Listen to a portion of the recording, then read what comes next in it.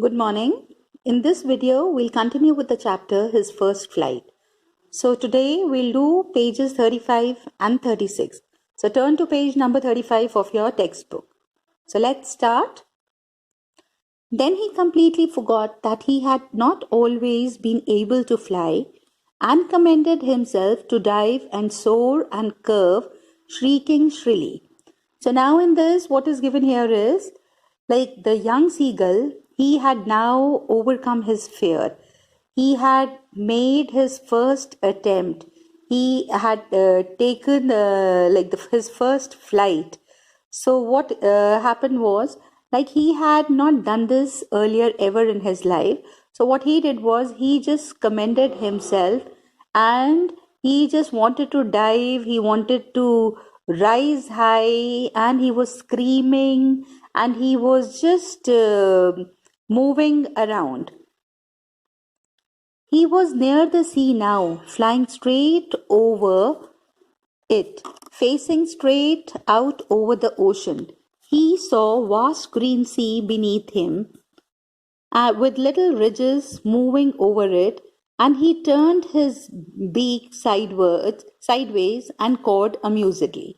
So now in this, what is given here is the seagull, like when he had overcome his fear, so he wanted to dive, he wanted to rise high, he wanted to fly, and he just forgot to fly over the sea. And like when he flew over the sea, so that was the when he was near the sea, he was flying stay straight, and it is that he saw a vast green sea beneath him. And what happened is like when he saw the greenery and the mountains beneath him, so he turned his beak sideways and he screamed. His parents and his brothers and sister had landed on the green flooring ahead of him. They were beckoning to him. Beckoning is a gesture. Calling shrilly, he dropped his legs to stand on the green sea. His legs sank into it. He screamed with fright and attempted to rise again, flapping his wings. So now in this, what is given here is when he landed.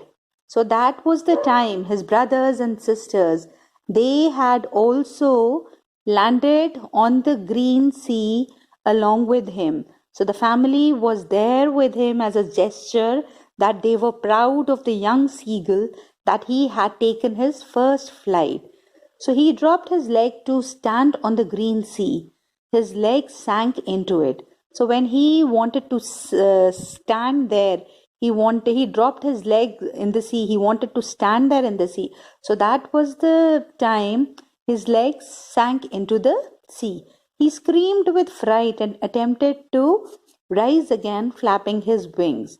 But he was tired and weak and with hunger, and he could not rise.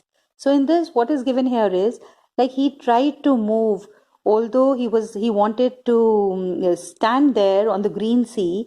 So that was the time his legs sank inside, and he was just screaming that time, and he was quite frightened also.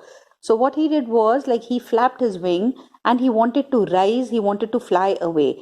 But as he had not eaten anything from the previous evening, so he was very hungry and he was quite exhausted also. So he was very tired and exhausted and he was feeling weak as he was hungry from the previous evening. Exhausted by this strange exercise, his feet sank into the green sea and then his belly touched it, and he sank no farther. He was floating on it, and around him his family was screaming, praising him, and their beaks were offering him scraps of dogfish. He had made his first flight. So now in this, what is given here is like he was quite exhausted. He wanted to fly, but he could not because he was hungry and just he was feeling quite weak and exhausted.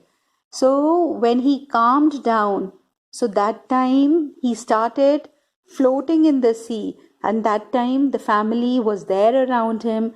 His brothers and sister as well as the parents were there along with him, and they were celebrating the victory. So this is how like what they did was, like, they were just praising him, they were celebrating the victory. And what they did was, like, they did give him a lot of dogfish or scraps of dogfish also, just to eat. And that was the time they just wanted to show their love, that they are really proud of him, that he has made the his attempt to make his first flight. So this is how the young seagull made his first flight. So it is rightly said that the journey of 1,000 miles begin with a single step. So you have to try a lot, you have to move on, then only you have to overcome your fear, then only you will be able to be successful in your life. So we see that in the beginning of the story, the seagull had a fear. He could not take his first flight. He had a fear of flying. So it was his parents who encouraged him to fly. It was the mother without whose support he would not have been able to muster the courage to fly. So, although the mother threatened him, but still, she inculcated confidence in him. It was that she somehow helped him to overcome the fear that was there in him. So, thus, this mother of the seagull helped him to fly. So, we can say that without the help of the members of the family, the young seagull could never have taken his first flight. So, it is that the family members play an important role in the life of a person.